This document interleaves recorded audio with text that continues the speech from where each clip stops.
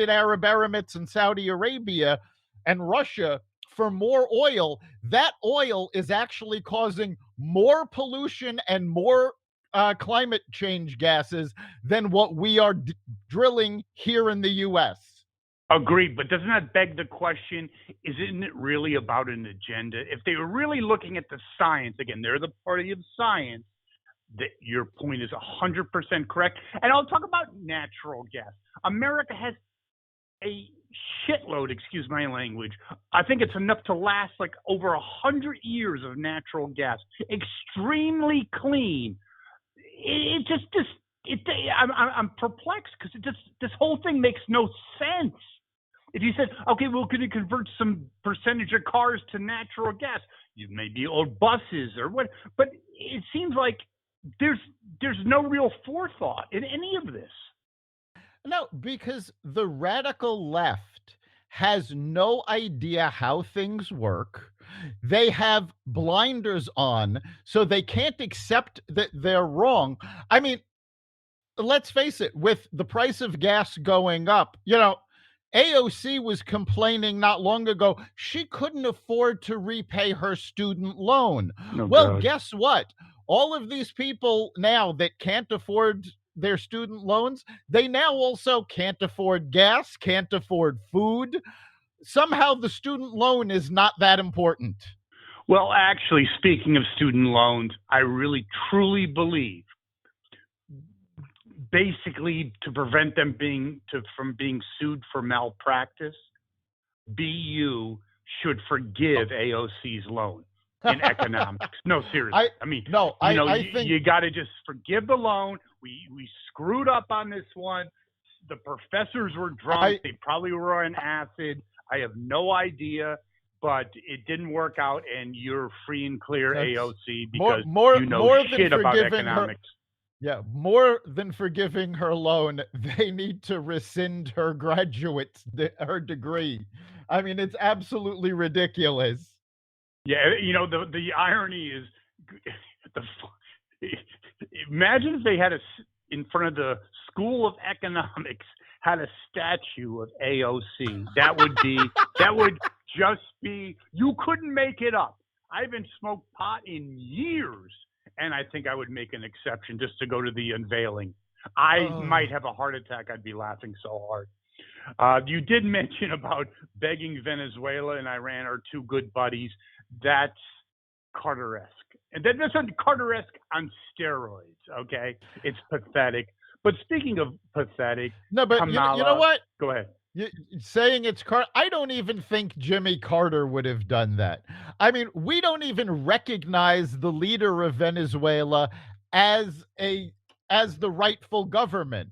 So how are we asking them for help? And then Iran, now there's a possibility that the Iran deal, this could be a good thing, isn't going to go through because Russia is demanding that the Iran deal be tied to sanctions to Russia over the Ukraine. So hopefully that's going to fall apart. But it's absolutely inconceivable that an American president would turn to states sponsoring terrorists and cartels and offer to give them money. Saying, we need a little help.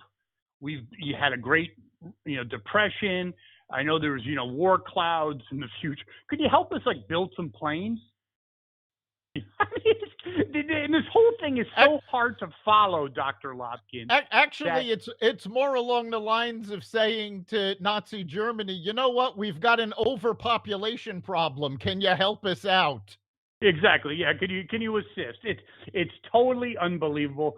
And speaking of the unbelievable and I don't know why they do it. You can help me and help our listeners out with this one. They're sending the Mensa candidate, Kamala, to Poland to help rectify the situation. And last time she was overseas, she talked about how Russia's big. Now, just give me a second, because this is not something easily to digest. Yeah. Russia's big and Ukraine is small. That was her big contribution. But she's going to Poland. That'll work out well, Dr. Lopkin, correct? Oh, that's going to go over like a lead balloon. As she's going over there, now Poland had the great idea to give the Ukraine MiG fighter jets so they can help defend their homeland.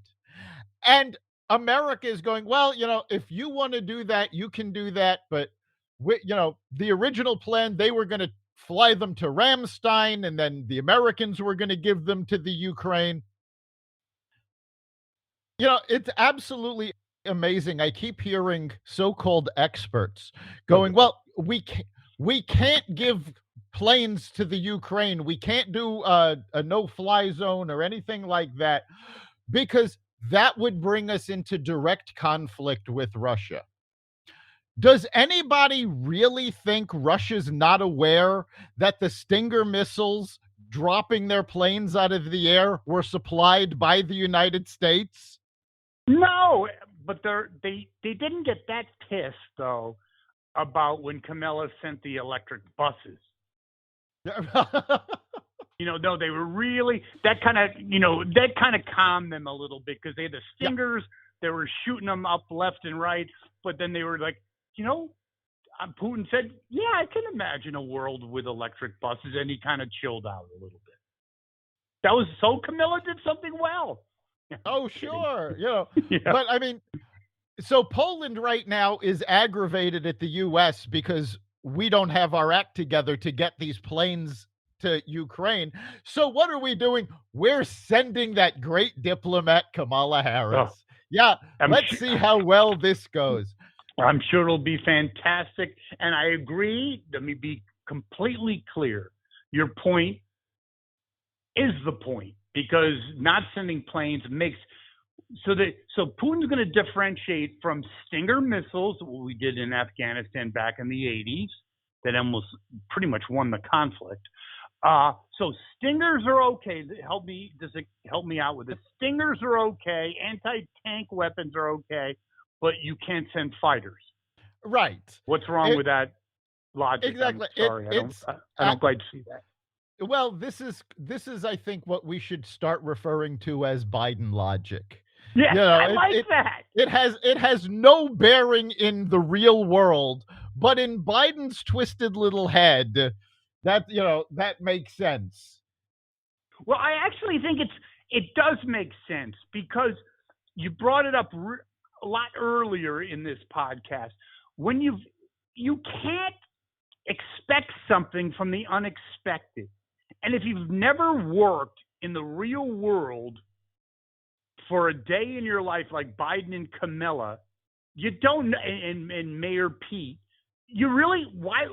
how can you expect that they know that? They've never worried about filling up their tank with gas.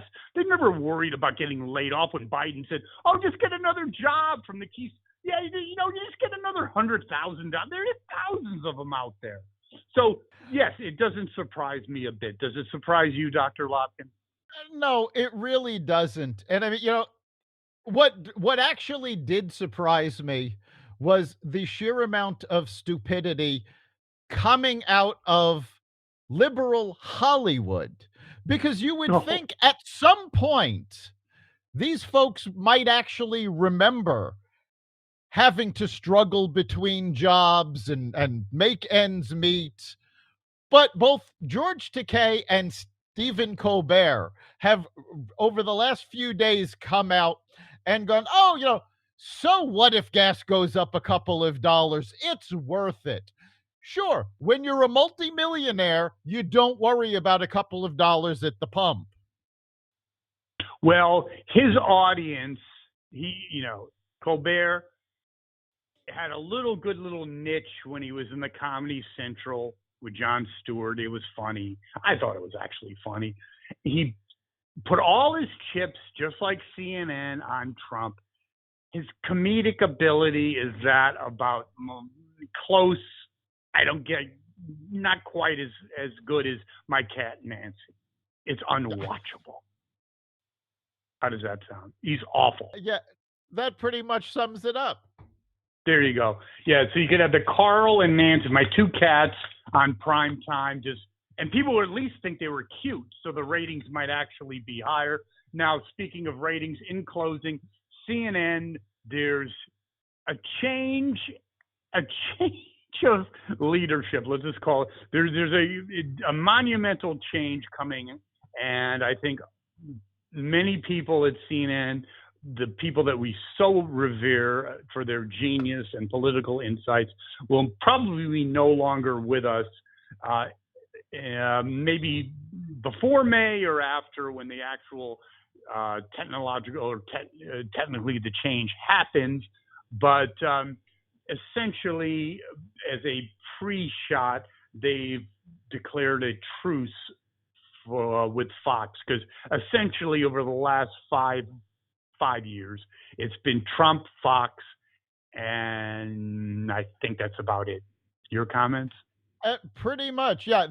They finally realized that every time they took shots at Fox, Fox's ratings went up. So they're not doing themselves any favors by doing this. And they just announced that the CNN streaming app, CNN Plus, will be coming out with a price tag of $2.99 a month. And I don't know, they can't get people to watch CNN for free, but they Yeah, think people are going to pay $2.99 a month for it. So now they've actually got to figure out, well, if we're charging them, we've actually got to put something on that people want to see. And that's I think not they're the current incapable. CNN that's not the No, current CNN lineup. yeah, it's like, it's like paying $2.99 for the greatest hits of Kevorkian. I mean, please, you're killing me. So I think that's something that's going to be unfolding, and yeah, it's quite interesting to think that my big takeaway of the whole situation is that we're in very precarious times because we have leadership that has zero experience, no, zero, okay, and has no clue. Your final thoughts? Yeah, I think that's absolutely right. I mean, Biden has shown himself to be A moron. completely incapable of being president. And this really, again, we've talked about this, it shouldn't come as a surprise.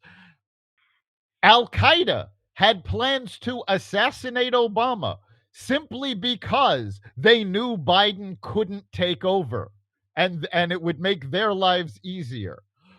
I find it absolutely hysterical every time I see the clip from the campaign where Biden is claiming that Putin knows him and Putin doesn't want him to be president. Actually, Putin couldn't wait for him to be president because Actually, I'll dovetail on that. Putin opened up a nice 100-year-old vodka and yeah, partied like a rock star. He was doing dances around the Kremlin. How does that sound? He couldn't believe his luck that he got Dumb and Dumber in there. I think that's pretty accurate. We couldn't have handed things over to Putin any easier And the than we Chinese. did.